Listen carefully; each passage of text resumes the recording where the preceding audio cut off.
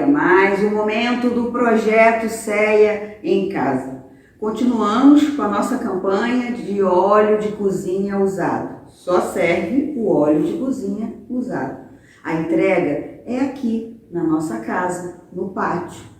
Colaborando com a entrega do óleo, você vai estar ajudando o meio ambiente e os projetos sociais de nossa casa. Contamos com todos. Nesse momento, Jandira Brívio, com o tema Dai a César o que é de César. Meus amigos, sejam bem-vindos a mais um estudo nesta Casa de Amor, que é o Centro Espírita Unidade Amor. E tendo essa oportunidade, hoje o estudo vai ser um tema dentro do Evangelho, muito bom para nós refletirmos, estudar, porque o Evangelho, na verdade, é um estudo diário, a postura, trazer para o nosso cotidiano. Então vamos nesse estudo, que é o capítulo 11, Dai a César o que é de César.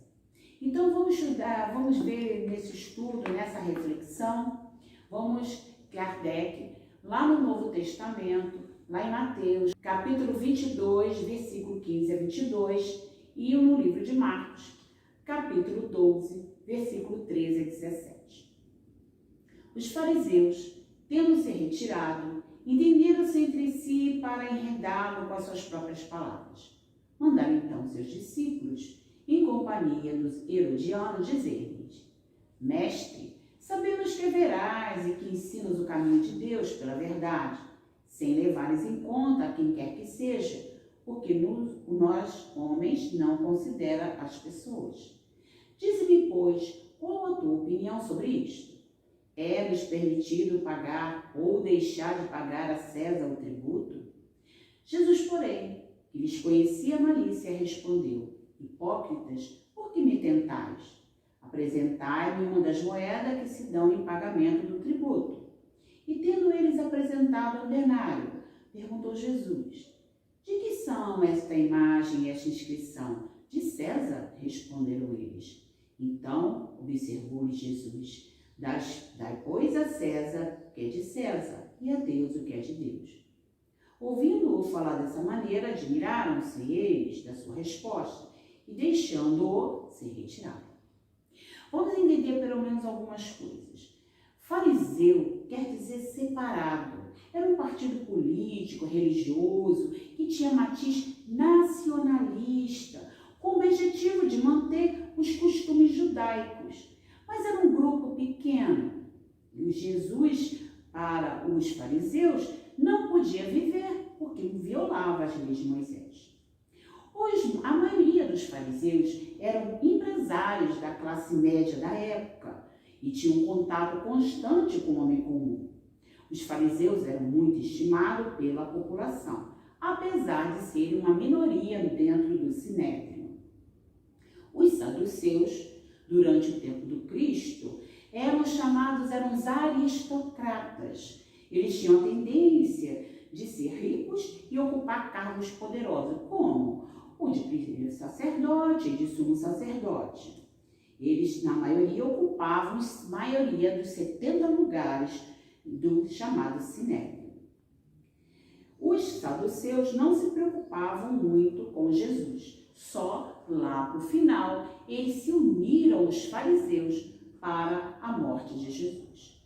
Nós temos também no texto os herodianos, que é aqueles que eram apoiados por Herodes, o Grande, que estavam ligados a Roma. Os herodianos, então, eles tinham essa tendência e tinham também reações judaicas ligadas a Roma. Então, vamos entender essa questão do Evangelho, em que nós pensamos sempre na questão financeira, mas é muito mais profundo do que isso. Porque, na verdade, se observarmos o capítulo 11, logo no início fala do amor ao próximo como a si mesmo. Por que será que dai a César o que é de César está dentro deste capítulo, do capítulo 11? Vamos refletir sobre essa passagem, vamos analisar. Na verdade, eles estavam incomodados com a verdade que Jesus ensinava e que incitava a mudança íntima. Eles buscaram comprometer Jesus com essas palavras, por isso que Jesus fala sobre a questão da malícia, né? Porque se Jesus dissesse, não pagassem o tributo a César, aguçaria os judeus, né? E seria preso pelos herodianos. Mas se Jesus falasse, né, que pagasse o tributo, os judeus se rebelariam contra Jesus. Isso é a malícia que eles colocaram nesta questão colocada pelos esses fariseus. Então, no dia a dia de nossas vidas, muitas pessoas, ou por inveja, ou por orgulho, ou por egoísmo, ao se depararem com alguém que os incomoda pela sua superioridade, buscam colocar esse alguém em situações embaraçosas para o denegrir, instituindo o chamado bode expiatório. E isso pode acontecer nas mais diversas situações de relacionamento. Essa reflexão é válida. Raro não podemos estar envolvidos nessas situações, ora como vítimas, ora como algozes mesmos, nesse processo infeliz.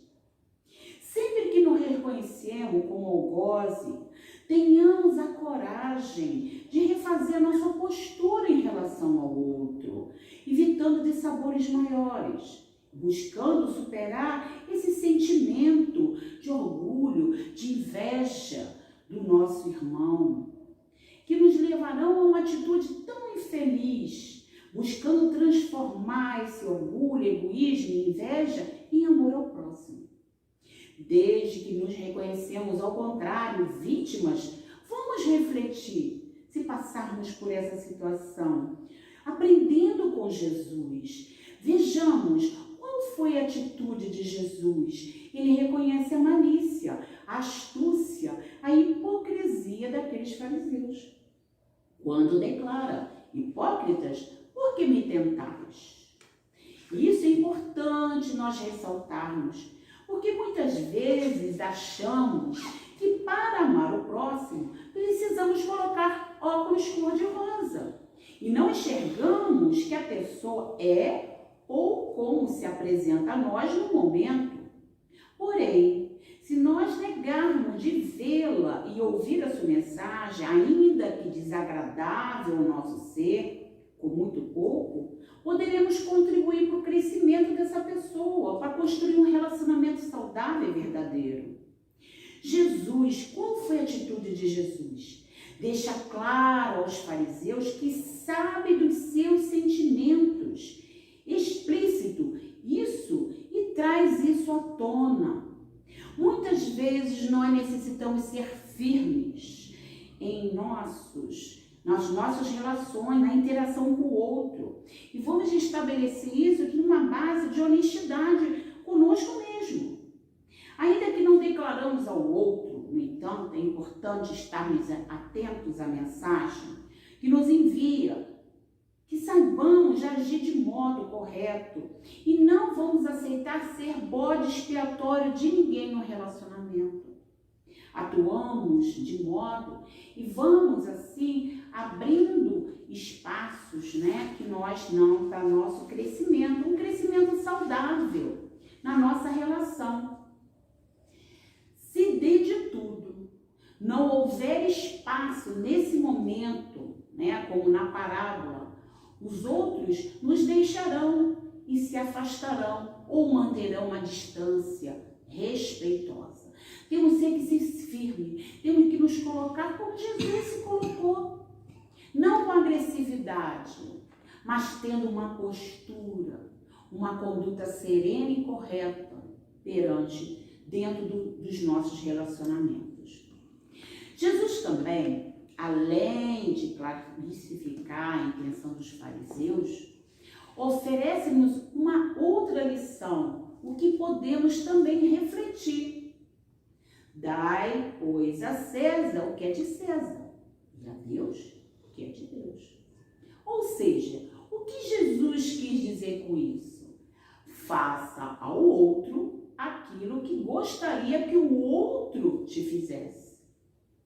Nesse momento, oferece àqueles espíritos que estão ali e a nós também, apesar dos mais de 2000 anos que se passaram, um convite para a transformação. Pela reflexão, nós podemos avaliar a postura que eles escolheram adotar naquele momento.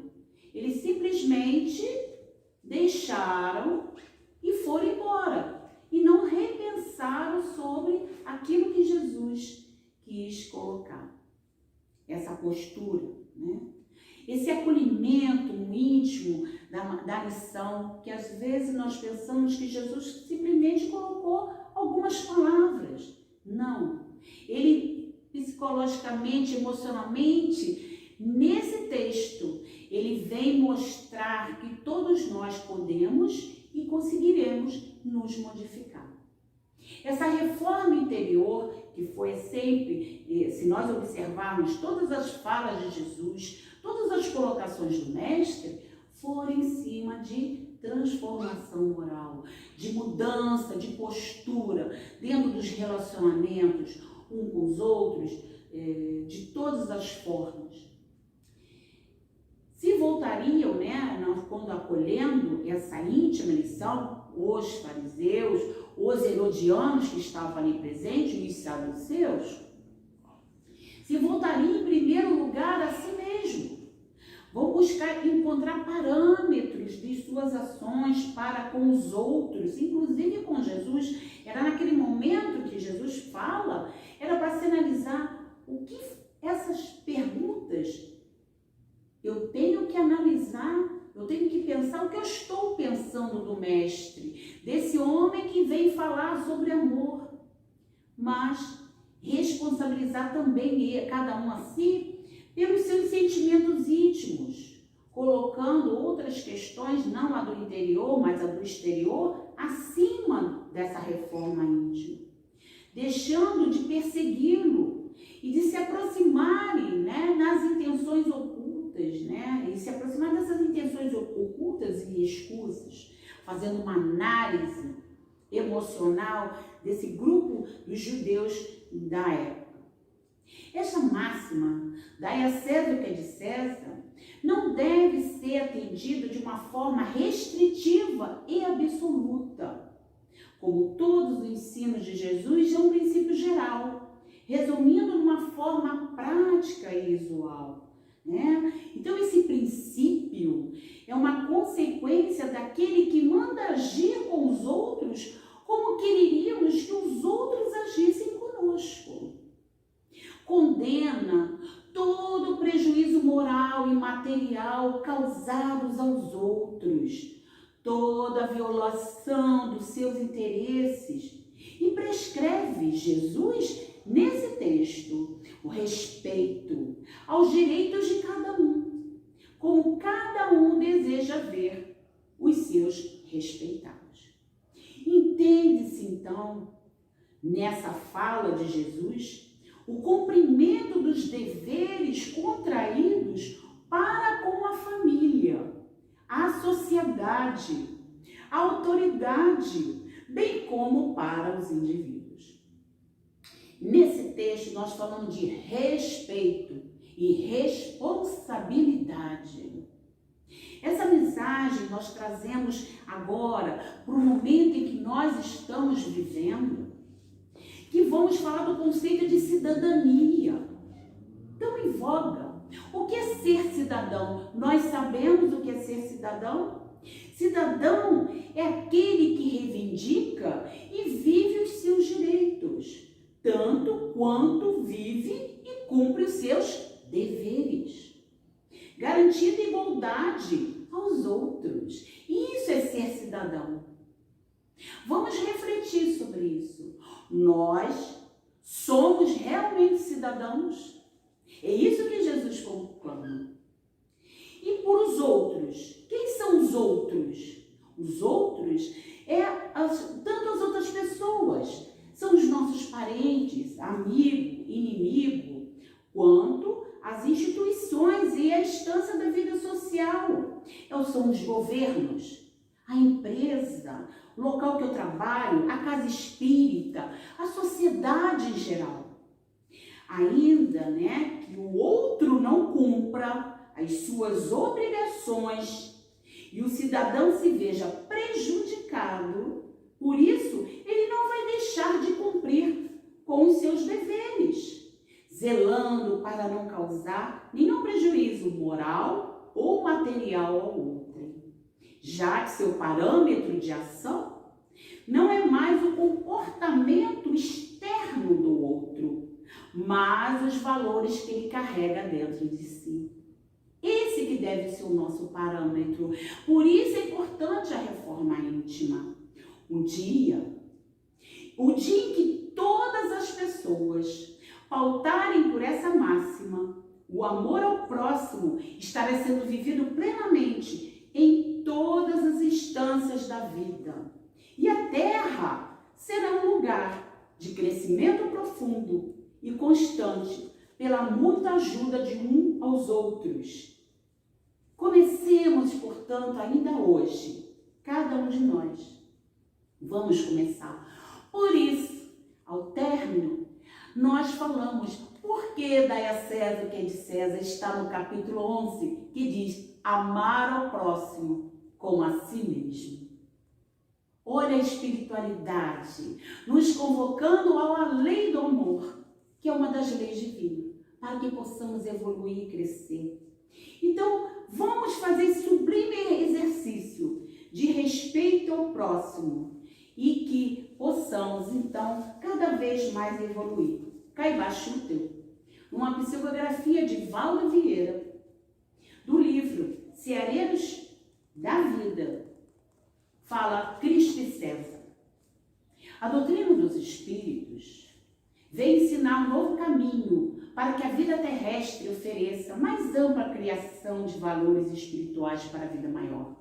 Se antes, desconhecendo-a, os homens conseguiam avançar razoavelmente, lidando afanosos em todo o período da existência, em prol da evolução de si mesmo.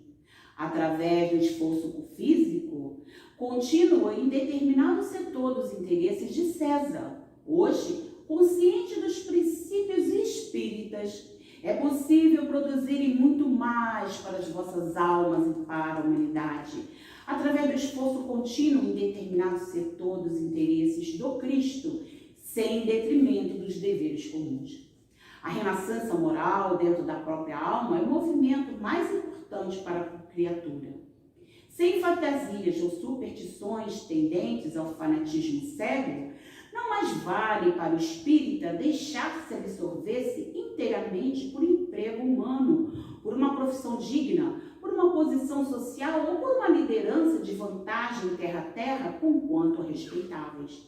Acima de quaisquer circunstância transitória entre os homens, prevalece para ele a inadiável necessidade de melhorar-se intimamente, atento à vida real que o espera no futuro.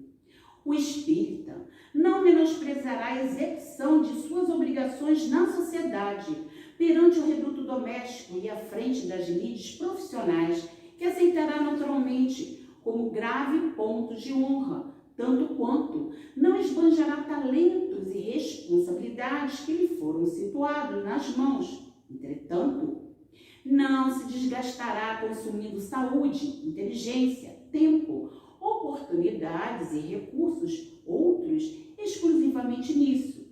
Alcançará a visão para o mais alto, buscará elevados objetivos mais além, demandará com todas as suas forças a edificação da fraternidade legítima onde estiver. Lembremos que Jesus Cristo nos recomendou: dai a César o que é de César e a Deus o que é de Deus, sem qualquer indicação de que devemos dar a César mais do que lícito e necessário. Portanto, espíritas irmãos, doemos a César personificado nas exigências passageiras do mundo, o respeito e a colaboração digna, a que estamos debitados pela própria natureza. Mas, sob qualquer roupagem exterior que nos caracterize, saibamos viver para o Cristo, a fim que estejamos efetivamente na construção do reino de Deus. Que nos abençoe, que nos ilumine e que Jesus possa estar sempre ao nosso lado. Graças a Deus.